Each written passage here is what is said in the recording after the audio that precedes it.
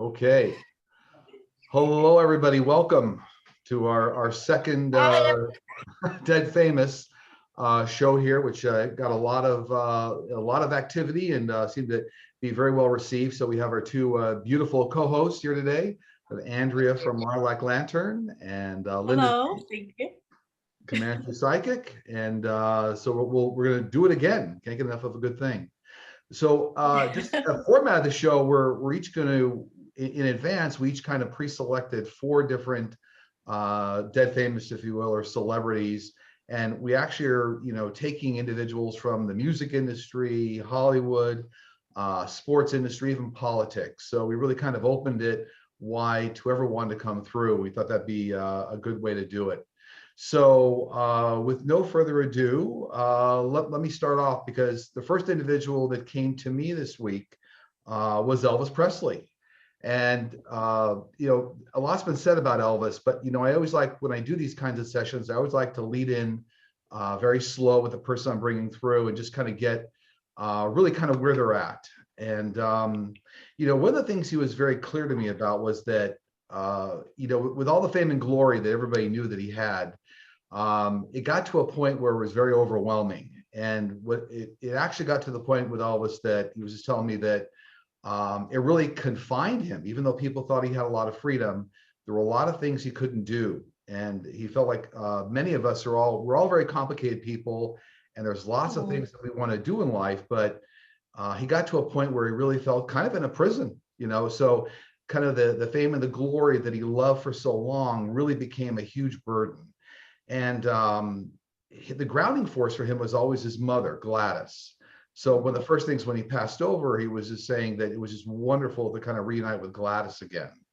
And the other thing I want to make clear was that I think the world viewed him as kind of having a bit of a drug issue at the very end of his life, right? There were pain pills and things like that.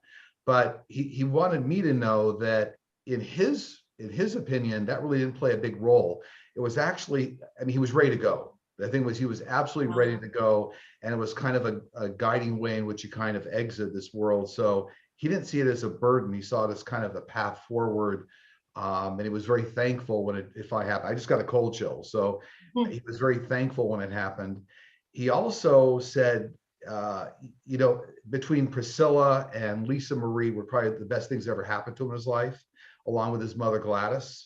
And that he absolutely adored the Memphis Mafia, which were the guys that traveled with him, like Jerry Schilling.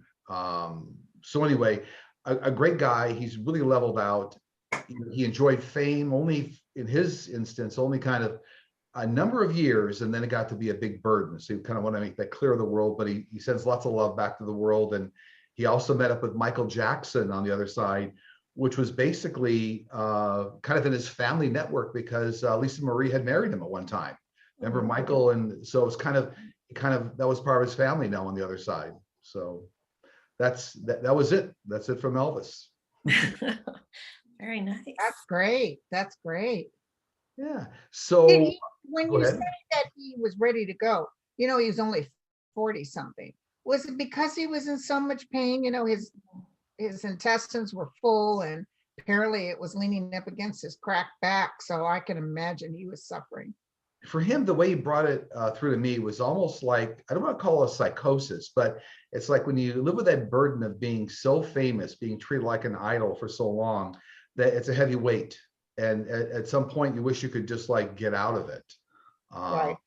And so that was a little bit, it was kind of an escape. So, yeah. But a very good guy. He was looking bad. He was all swollen, and yeah. Yeah, no, he just wasn't a star. He was one of the biggest stars ever. So tremendous burden, I'm sure. You can't go, it's not like you can go to the store when you're Elvis, right? Everyone would know you and just like, surround him. So and he wasn't good with disguises, right? Some stars are good with disguises. That wasn't his thing. So that wasn't his thing. Yeah. All right. Well, I guess we could go Andrea next, if that works for you. Sure. And I think that you had some discussions with Mary Pickford. Is that the first one? I did. So I went way back to the beginning of Hollywood, and Mary Pickford was known as America's sweetheart. but she was really Canadian. So that's one of the reasons, because I'm Canadian. I thought I'd Oh. pick someone Canadian. So she was one of the founding members of the United Artists and the Academy of Motion Pictures and Sciences. She was an actress, producer, and screenwriter, and kind of a big deal in the old days. So I wanted to know, what was it like as a young woman, starting out in Hollywood, you know, with like, I think she was shoulder to shoulder with the other men that were, and women there. It wasn't so much a male dominated at that point. They were, because she was able to write and produce, like do things behind the camera and in front. So she said it was an age of innocence where she could be whatever she wanted to be, and that it was a beautiful time of abundance for her, which is, I love that picture, almost looks like her. Yeah, it sure does. And that she learned a lot. So then I asked her, how was her marriage to Douglas Fairbanks, another huge celebrity from way back at the beginning? It was a wild ride. We got the chariot, the universe. He expanded her mind and her understandings, and, you know, really helped her blossom, changed her perspective. It's a change card. I asked, was he the love of your life? Yes, big yes. Big love for him. One of her people that she worked with is obviously one of the biggest stars in the whole world, Charlie Chaplin. And I wanted to know what it was like working with Charlie Chaplin. And she said he was a king. He just knew what to do. He, you know, knew how to write, and, you know, tremendous actor, very funny. He was an anchor for her at that time, a good friend. And she loved working with him. So I did clarify. I want to know if they were romantic. I didn't get romance so much as really loved working with him. And he also helped found United Artists and I believe the Academy of Motion Pictures and Sciences. So Good, yeah. Yeah, a very interesting lady. And I really wanted to go way back and see, you know, talk to one of the ones that started Hollywood. Right. Absolutely. And Yeah, she was a little thing too. Little tiny thing, yeah. And she won an Oscar for her first performance, I believe, which was the second Oscar ever given for an actress. I believe that's my understanding. Yeah. Real trailblazer for Hollywood. Yeah, wonderful. Yes. Good selection. Absolutely. Yeah. Very good. All right. Well, I think Linda, I think your first one up was Ulysses S. Grant. Is that right? Right. As I tap into him, he says, "Will you quit texting me?" I talked to him many times before. Okay. Yeah, and he's a very, very truthful, powerful energy over there. He was never. He put something in his head, and he was determined to do it. But it doesn't mean he didn't suffer as a human. He suffered, but he's telling me that. He is, in fact, with others. I think he already took another body. He does feel like he had another life, but he feels like he's around Abraham Lincoln. He really loved Abraham Lincoln. Okay. You know what I like about Ulysses S. Grant is that he was given a slave by his father-in-law. He never owned slaves. He comes from dirt poor. And he was given a slave by his wife's father. And he worked to get the money up so he could buy the slave and give him his freedom. I mean, he truly was not a person that believed in slavery at all. So he's very good looking. I know, thank you. He's standing here in his uniform. And you know, it wasn't all that great with all the deaths that happened during the Civil War. He said, Linda, there was a great burden and weight. And all those people that died on the other side have all gathered together. Now they all forgive each other, but it was very sad because he could hear the mother screaming. He could hear it. So that was part, even though he did this because he was working for a cause, energetically, there was a little payback, which I didn't know. Because I always looked at him so great, and he was a president, and he couldn't stop Lincoln was going to allow blacks to vote, and that's when he got assassinated. Mm. Then when Ulysses S. Grant went in there, he tried his best to stop the Ku Klux Klan. He did everything, sending uh, uh, federal people down to the South to stop it. And it got so bad he couldn't do it anymore. He couldn't stop it. So, thus the towns, and at first people could be voted and commissioned and senators, and they were all wiped out. But he tried the best he could, he said. And that's his sadness. That's his sadness over there. He tried, but he couldn't do it, and it wasn't the time. And now, energetically, we are still doing this civil rights stuff. It's not 100, but he said, don't worry, because this will, I keep hearing 10, so it might be 10 years total, but pretty soon, these people, these crazy craze that are so prejudiced, that will fall to the wayside. Yeah, definitely. Can it be sooner than 10 years? Yeah. Yeah. But definitely an important figure in history at helping, with a lot of those kinds of causes. So I feel spiritually, he was connected with a lot of other very important people like Abraham Lincoln, all who had the charter of trying to, move the ball forward, so to speak. Right. So yeah, played a very important role. Good leader. He very good leader. Yeah, absolutely. But he was so funny. He said, would you stop? He didn't say Texan. Would you stop bothering me? Because I've called on him more than once. He's like, Trump is gone. Okay, get over it. We're done already. That's funny. That's funny. All right. Well, the second one that came through for me this week was Prince. And it's kind of interesting because, he lived obviously a very public life. But one of the things that he was challenged with when I spoke with him this week, he said, one of the things he really realized, one of the first things he realized when he crossed over was he was far too much of a perfectionist when he was here. So that kind of limited a lot of the things he did. It was almost a veil over everything he did, all the interactions, all the music he brought through. That's why he left with such an archive of music that got unreleased. He was such a perfectionist that he kept it all under a lampshade, so to speak, and didn't let it get out. But he also treated other people with that perfectionist view, and so that made it hard to deal with them. Everybody that was around him, it was difficult. So it was the first things he realized when he crossed over. He also said that he went through a big creative block just before he passed, and so that kind of created, like the last year or so, a big creative block that kind of around the painkillers he was using, the drugs that finally ended up taking his life. But everything kind of spiraled all at once during that last year. It's like creative block and pain and the painkillers.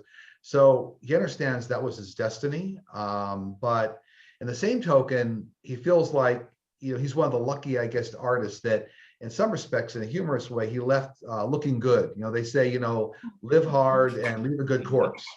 So, he left looking good with a lot of music. And he thanked his sister, the main sister that was Tika Nelson, for managing his estate. Now, he had like 6 siblings, but 5 of them were half siblings. So Tika is the one that's taken up most of the time in trying to save his legacy. So he really thanked her a great deal for that. And he really felt like all the lessons he came down here to learn, he learned. And he's absolutely coming back, but he has not decided when and kind of how he wants to do it. But he said we'll definitely be in the music industry. So he's like, kind of look out for the next child prodigy at like 4 or 5 years old, say, wow, that guy or that girl sounds like Prince. You know what I mean? So he's coming back. So a very nice guy, but I thought it was interesting, the perfectionist overtone. He said really put his life on a different course. And if he did it again, he would relax a lot more and just let things go. So it's a great lesson. He had a tough childhood, so he probably held on to control. He was afraid of losing control. Yeah, he was. So did he say why he didn't leave a will? Was he like thinking he wasn't going to die, or? Exactly. He never thought in those terms at all. So it's, well, obviously hindsight is, let's say 2020. Now that he's on the other side, he can see all that. But he's thankful for everything he accomplished. And I guess it was the nod ahead to his sister, his biological sister, for helping to save his legacy. So he's kind of working through her right now to make sure that happens. Awesome. That's great. Yeah. All right. So the next person up, I think for Andrea, right, is Amy Winehouse. Yes, Amy Winehouse. Another wonderful musical talent, tremendous voice, undeniable. You know, the second you hear her voice, who it is. So I didn't know quite what to ask her. So the first thing I asked her was about her relationships. More specifically, I think his name is Blake Fielder Civil. And that was the guy that got her, introduced her to drugs, etc. And I said, you know, what do you think of all that now looking back? She said, well, the relationship led to her writing a lot of music, which led to a lot of money. So wasn't all bad, but it wasn't all good. She felt that there wasn't any romance. So orange is your sacral, what you feel. These are my cards that I use that I got from above, so they speak to me. I like them, by the way. I was a compliment. I like them. They're very humble, but they work. But he somehow gave her balance in the chaos.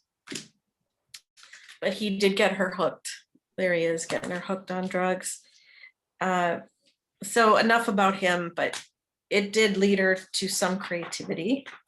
Then I asked her, what else inspired you musically? But it was basically the same answer: heartache, happiness, drugs, and the devil. So she was caught on the addiction side, but it did make her money. But I'm not saying to do that to anybody, but Right. that's what happened to her. Does she have any words of wisdom now? Healing. Look at the bottles in the background, right? Staying clean and sober, having good friends, and sanctuary, taking the time for yourself. So I think if she was to do that over again, she may have had some better people around her, you know, not do the drugs, and just have quiet time where you're not overloaded. So good lesson for all of us. And I said, how are you now? How are you now? And it's interesting that you said Prince understood his destiny, because I got that too. She understands that her passion, her musical passion, was a miracle gift, and that it was her destiny. So she's at peace with all of that now. You know, she understands it. And she's not the only one I got that destiny card. So it's interesting that they know now, looking back, that was the road. That was it. Right. And especially because she's also a member of the 27 Club, which we talked Yes. about. So that can't be accidental. What Jimi Hendrix, Jim Morrison, a number of others. So that's absolutely destiny. That's alignment there. Yeah. Very interesting. Her Well, heart good, was yeah. so bad. Yeah, her physical heart was bad. Yeah. But you know, I read on her a while ago. She came through, and she is the reincarnate of Billie Holiday. Oh. And she had a chance to do it again, but she got caught up, and now she'll have to do it again. Oh. Just a tremendous talent. You know, you just wish you could have got her before it happened, just took care of her, you know. But that again was her destiny. Did you see the movie Amy? I did not see it. Oh, fantastic. Yeah. Okay, I have to watch that. It's like a lot of bright stars. They run into this world so fast that they run out the back door. Yeah. They never stop. Yeah. I know she tried to go through rehab a number of times. She really did. But like I said, you know, destiny, it just, you know, I'm sure that's what it was. But they burn bright. It's almost like a firecracker, right? You come, you burn bright, and then it's all over. So, but good. They left the world with a lot of gifts. That's good. It's good. And the hard part too is if you got any fame, you have money, and you can buy more drugs with money. And also, when you're famous, a lot of times drugs come free. So right, alcohol, drugs are just given to you. Yeah. Many times, stars and actors' expenses never even in the equation, because people are always trying to get in your good graces. So there's free drugs. Yeah, I've seen it. So anyway, so Linda, I think you're up next. Is it Alan Rickman? Alan Rickman, one of my favorite actors. Okay. Yes. And big crush. Big crush. Huge crush. from the time I saw him in that Bruce Willis flick, Die Hard. Die Hard. Yeah. Yeah. Anyway, he was actually, I don't know anything about him, no gossip, nothing.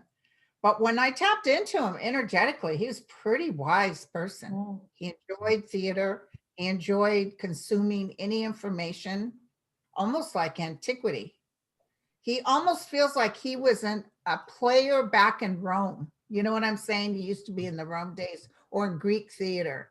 He's extremely well-versed. He did have a little problem socially because he wasn't a Joe Blow, check you out. Hey, buddy, how's it going?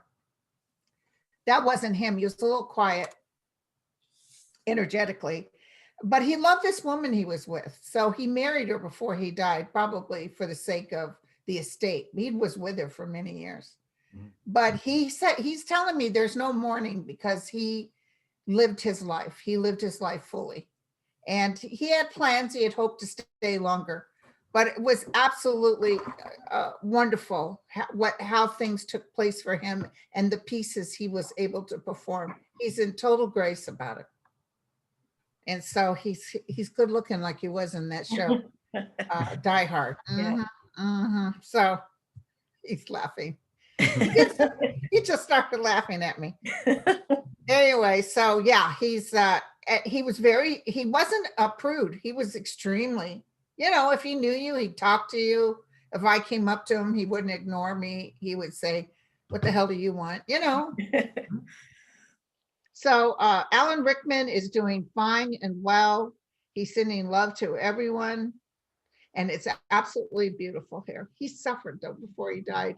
I'm not quite sure what he died of, but I feel like he suffered. And he was glad to get out of that body. And he did kind of believe, he's telling me. He had hoped and believed that there was something better than this, and there is. And he fulfilled his course, is what he's telling me. So. That's nice. A lot of people that have a public, podium, so to speak, it's nice when they do achieve kind of, they have an impact on the world and they do what they're supposed to. So, Right. like anybody that's famous, when you get that kind of that stage, if you will, for the world, it's nice then to express a message to help everybody. So I think he was one of those guys, one of those people. Yeah, absolutely. He's a wonderful actor. I forget, what's the movie with Emma Thompson, that period piece? Remains of the Day, or I don't know. It's not Remains of the Day. I own it even. And yeah, he was in love with the actress from Titanic. Yeah. Wasn't that such a good movie? Oh, he's so good in that movie. That was such a good movie. You know who I didn't like in it was Hugh Grant. And I love Hugh Grant. I love Hugh Grant. I know. He just energetically didn't feel comfortable Didn't fit right in that place. Like his outfit was too tight or something. Talk to the costume department. Well, he was sort of walking like with his head, he was walking like this. And I thought, nah, your pants are too tight. Okay. Funny. All right. Well, thank you for that. The next person that came through for me was Freddie Mercury. Yes, I love. Now, what's interesting? I always like to look for cues kind of in the universe and the way things work. And I was telling a colleague this morning, because I told him I was just doing this Dead Famous show, and I said, well, who are you doing? And I said, Freddie Mercury. And they said, you're not going to believe this. And I said, what's that? He said, today, April 16th, is the anniversary of the first show they ever did in the United States in 1974 with Mott the Hoople. April 16th is like I go, wow, that's star-crossed. That's amazing. Because this was weeks ago that this came up. And I said, okay, we'll just do this Friday, April 16th, right? I think when we were all talking. And to find that this is the absolute anniversary of their first US concert. I thought that is something. Yeah, so this stuff doesn't happen by accident, right? I thought it was interesting. Right.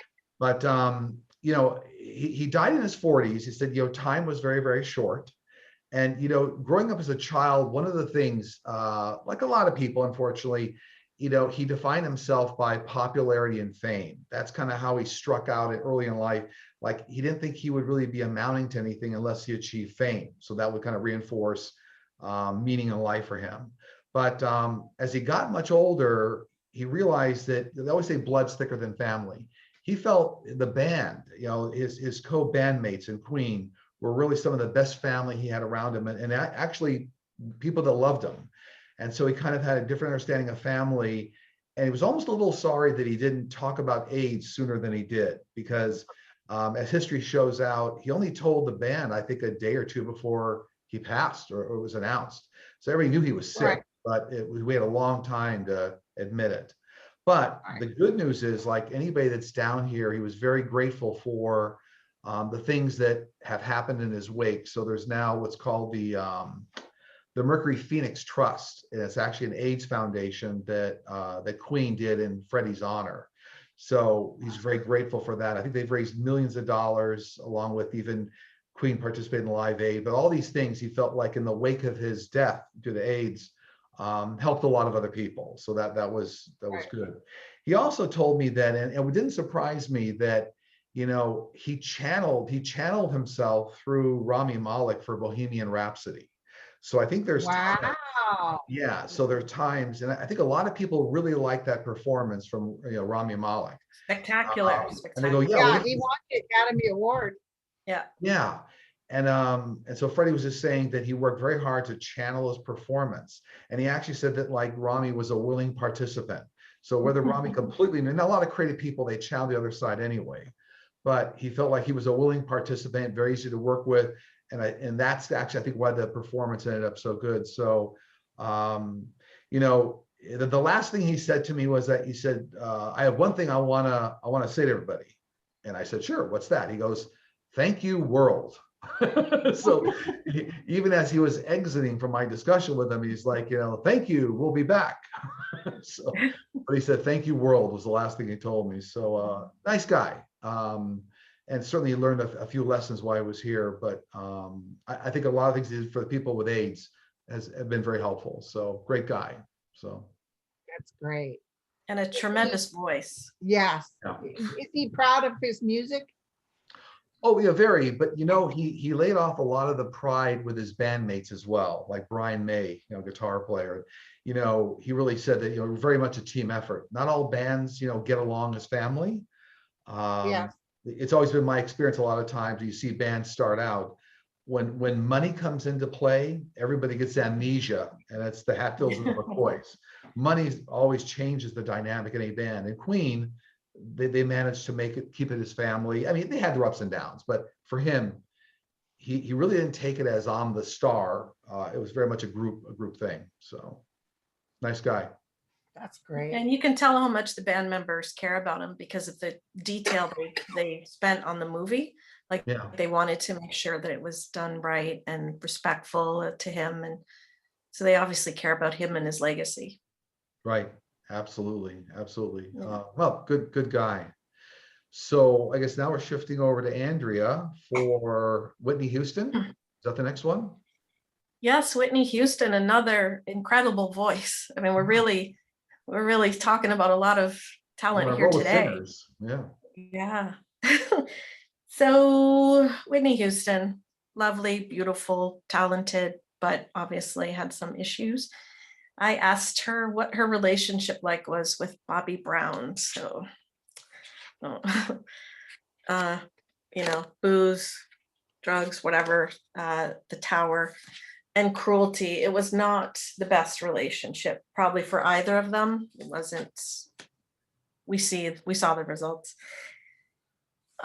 which is too bad. Then I asked about Bobby Christina and how she feels about her daughter, who we know also passed away in almost similar circumstances. She loved her daughter almost like a soulmate, right? Because your soulmate doesn't have to be romantic. It can be someone in your family or whatever. She feels tremendous guilt about what happened, that she couldn't help her daughter while she was here, face some of the things she was facing. But they've rediscovered each other on the other side, and it's given a chance for love and healing and renewal. So I thought that was really positive to think about. Things may not go right here, but they can get better over there, right? You can mend and love and heal together on the other side. Then I asked her about her voice. I mean, my goodness, your voice. What did you understand your gift? And she said it was a blessing, indeed. She understands angelics as the angel of blessings, so she understood that. An angel of courage. It was her strength. It was one constant in her life that she knew, and that was her talent and her music. So that was a source of strength for her. And then I said, any message for that you want to give to us? And I got expression.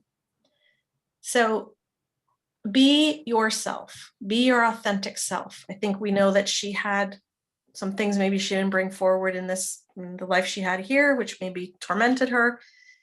But be yourself. Don't hide behind anything. And I think that's great advice. When you're your authentic self, everything is good, right?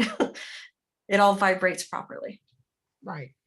Very true. But beautiful, obviously beautiful woman, beautiful voice. Yeah.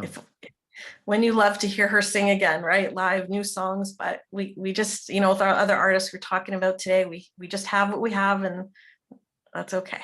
Right. Yeah, no, absolutely. Seriously, she did have some insecurities, as you're pointing out, I mean, in life. And I think that's why she kind of ducked behind Bobby, and some of the activity she got into. She was such a strong woman in public, and then behind the scenes, she just had self-doubts. So yeah, but beautiful lady. Yep. Beautiful. Wonderful voice. Yeah. Is she as spiritual as she was on earth? She was very spiritual. She loved singing gospel music. Yeah, I think to see the renewal and the spiritual discovery cards come out, I think she's definitely very connected over there. Hopefully she's singing in the choir over there. Yeah. I'm sure she had an angelic voice on earth. That's for sure. She sure did. Yep, absolutely. Good. Well, thank you for that. That's great. Linda, I think you're up now with Ray Charles. Ray Charles, and as soon as I saw him, he said, I can see. He's not blind anymore. He chose this body and this life with all those talents as a blind man. It was all part of what he was doing. He went through a lot. He's another one told me that he has seen the ugliness of what it was like to be a Black man in that creation at that time. And he also is assuring me that this prejudice that goes on right now will eventually be filtered out. Mm-hmm. But he was, I feel like he was funny. I don't know why, but I feel like he had a good sense of humor because he's laughing. And he can see, and he has a lot of family there. He's happy to see. Was he not born blind? Or does anyone know? I don't recall. I'm not sure. I saw the movie, but I can't remember. It was if he wasn't born, it was really pretty soon in his life. Right, and he's saying pretty young. his dreams in human form. In his dreams, he could see. Mm-hmm. Well, that's weird. But also, who was it that played him? Jamie Foxx. Jamie Foxx. He's laughing about him. He said he took himself too seriously. Oh. It's just a gig, man. Yeah. But there's something about Ray Charles that he didn't mind. Like, who was that guy? Good golly, Miss Molly. He definitely was an ego self. He wanted to be Jerry Lee Lewis. You're talking about? No, Little Richard. Oh, Little Richard. Sorry, yeah. So he liked people to bow down to him. Ray Charles wasn't like that. Ray Charles just enjoyed the music, just as long as he was in the music, he was happy. Good So spirit. anyway, he's extremely soul based. So he's around some powerful energy forms who took a trek in life as and it's like their connection with the God source, with the higher powers, is very strong. Mm-hmm. He served a purpose, Ray Charles did, by his, sometimes those plights that everybody goes, oh, I feel so bad, you're blind or you're paraplegic. Those are the things that make you catapult on the other side because you went through it and you came out okay. So he's saying, I can see. And if he could, he would make a song for us about how he can see now. Wow. Sometimes those handicaps, we just know in life, they enhance other senses. So Yeah. a creative capability sometimes. I know it seems to work that way with Stevie Wonder a little bit, right? And Yes. he's another guy with a Yes. great sense of humor. Because I remember one time he did a video thing where he got in the car with Lionel Richie, and Stevie was pretending to drive. And Lionel said, "No, give me the keys." Oh, that's So funny. they Yeah. both had good humor about their blindness, but I think Yeah. the Yeah. creative senses get heightened. Yeah, Yeah. Exactly. fantastic. Well, thank you for that. Lovely. Yeah. Sure. Sure. Yeah, so the next one that I had that came through this week was James Dean. And really the first time I'd ever sat down and chatted with him. I mean, I like to insulate myself from anything. I really didn't follow his career. I mean, obviously he's got a lot of fame around the world, but obviously one of the first things he said was that it's kind of interesting how his movie career in some respects paralleled his real life. So, in something like one of the first roles he had, Rebel Without a Cause, he was a troubled teenager, but in real life, he was a troubled teenager in reality. And just a very hard upbringing. I think a mother passed away fairly early. And, so it was just a very difficult upbringing for him. But, posthumously, he was recognized by the Academy as for Best Actor, he was nominated. So he was very grateful that at least the short career that he had led to some sort of recognition, if you will. But the other thing he was telling me about was that so the mother factor played a big role in his life, and the very fact he didn't have a mother, he sought out other types of people to help, and one of them was the church. I had no idea anything about the church, but he aligned himself with the Methodist Church, and there was a minister that he aligned himself with, and really didn't know anything about this. But anyway, that minister set him on a trajectory, both in kind of the way he felt about life and a number of things. I won't get into all the detail. And actually, he didn't want to reveal a lot of it. I think a lot of it's in the public. But it set him on a trajectory, and he ended up seeking out other types of mothers like Liz Taylor on Giant. So when he was working on Giant, Liz Taylor was kind of his almost a mother figure, and really, actually, it was one of the last people that he really spent a lot of time with in a mother figure type. That really helped him when it was time for his passing.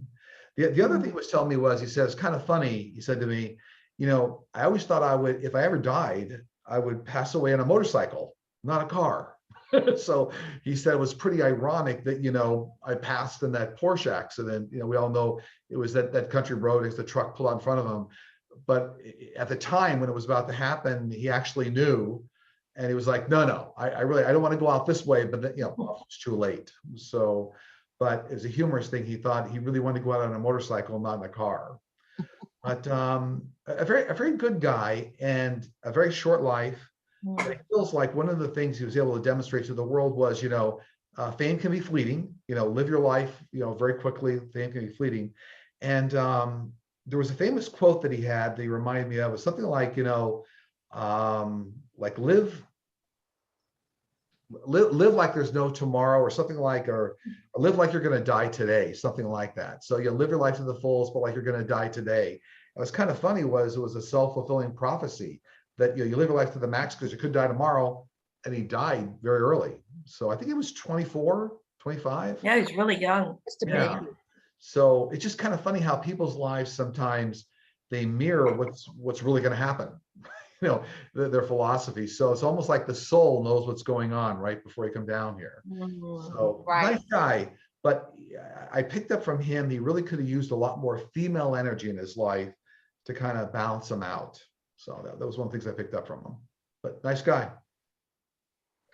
And what an impact he had, such a short career, a young man. And what has it been since he's passed? I don't know, 50 years or something, whatever number of years it is. And he's still one of the biggest icons. Yeah. I mean, it was a nod to the fact that the Academy recognized him. He felt like he at least completed that portion, that I reached some level of fame before I exited. But right. The motorcycle comment was funny because I think he liked Triumph motorcycles or something. And, he was really, crazy on motorcycles. So go figure. But Yeah, he was, his death reminds me of Rudy Valentino. The world was shocked. Mhm. It really we struggled with it because so young, you know, such a talent. Yeah, and I got there was a spiritual connection both here on the planet and on the other side now with Liz Taylor. So whether they're good friends here, and I get that they're good friends on the other side too. So Right, right. That makes good lady, sense. Yeah. good lady. So I think Andrea, I think you're up next, and I think it's Robin Williams. Oh, yeah. I didn't know if I could do this one. Huge fan of Robin Williams, comedy hero to me. I mean, I'm big on comedy, and he's certainly at the top. I haven't even been able to watch any of his films since he passed. Like it's that like I just really liked him. I thought he was wonderful and talented, and I was like, okay, can I do this? And I thought it was going to be really heavy, and I'd be crying, and it just was so light and fun to read with him. Yeah. So I didn't know where to start. So I said, what message do you want to give? And he said, love beats wealth. Okay. And that peace and nurturing is better than substance abuse or the pleasures of the flesh. So really honing in on love is everything. Yeah. Love is everything, and not to get caught up in all the other stuff. And after death, there's even more love. It's the love card. So just so much. So the reading started like that, just out of love. And it just instantly made me feel good and happy, because I think that's how he's feeling. Yeah. I think he's not suffering. He also said chasing like seduction and fame is not the way to go. These were upside down. So that was not the way to go. I said, okay. And I said, how did you feel about your gift? Because his gift was humor and acting. Obviously, he was a good serious actor too, but you know, he was most known for his comedy. And he said, being creative was his angel of destiny. So we got it again. This is like the third one I've gotten, you've got one, that it was his destiny to be this creative mind and so funny, and he gets it like that. He was so in tune. I'm so sad that he had to leave so early. I mean, I think, what was he, maybe 60 or something? Mm-hmm. He wasn't very But old. he was really sick. Yeah, I know. He had to go, but There was no life there. Yeah. no. I understand. Yeah, I understand. So I asked him, what did it feel like to make so many people laugh? What did it feel like to you?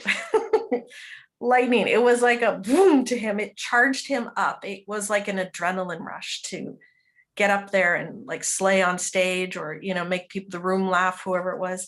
And he said it also paid him a lot too. That didn't hurt either. Sure. And I said, how are you now? What are you doing now? Stand up rabbit. So the standing rabbit, I think he's doing stand up upstairs. Wow, that's something. I'm sure he is. He's Yeah. still making everybody laugh. And I just thought, what a beautiful image of him. So yeah, I didn't, you know, it felt really, the energy was so beautiful and calm and loving. What a wonderful person. What a wonderful energy. And wherever he went, people just smiled, right? Like when they saw him, it was, I mean, that's something we're not all gonna ever understand, right? That feeling that he got when they saw him. Like if you saw him in a room, you'd be like, oh, hi. Right. So he got so many blessings in his life. Right. And you could watch him turn on. You could watch him turn on. And then he would zoom. He would zoom.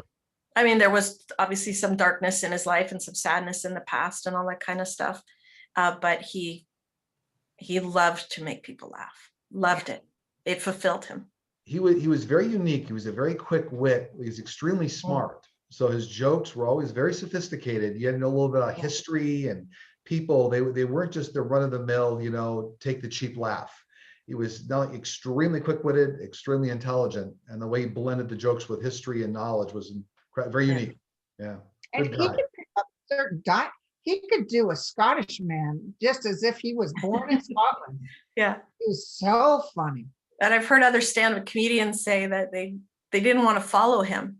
You know, Yeah. you go to the comedy shows and he'd be before you and he'd just kill the room. And then you'd have to go after him. I mean, how do you follow Robin Williams? Yeah, I remember Letterman and Jay Leno and whatnot saying at the Comedy Store, the first couple of times they saw him, they said, like, our career's done. This guy like over the top. We need to go for another job. So yeah. But he was also a very humble man. You know, you and I, Sterling, have met him. I've known him. I work, and he was not. It's so funny. And as long as he wasn't on, he was kind of shy. He was sweet. He was nice. He wasn't pompous. He didn't act like he was king for a day. Because of course I'd have to smack him and snap him out of it. But he laughed at one of my jokes, as a matter of fact. But that's a long story.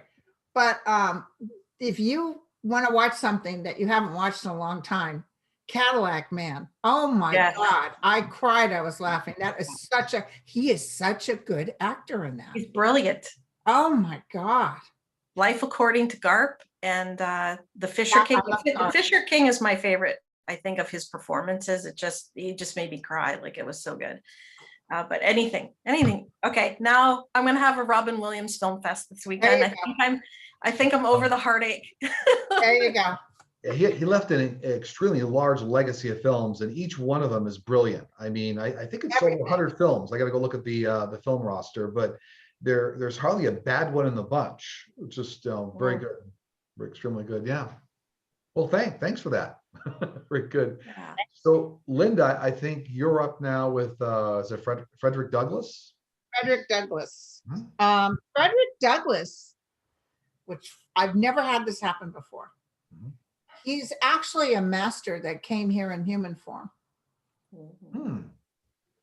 So if you think about it, for a man coming in as a Black man in those days, and the things he was able to interpret and learn, he was a learned man. He was so smart. The words he said were from outside of a human form. He was a master that came in like a Jesus.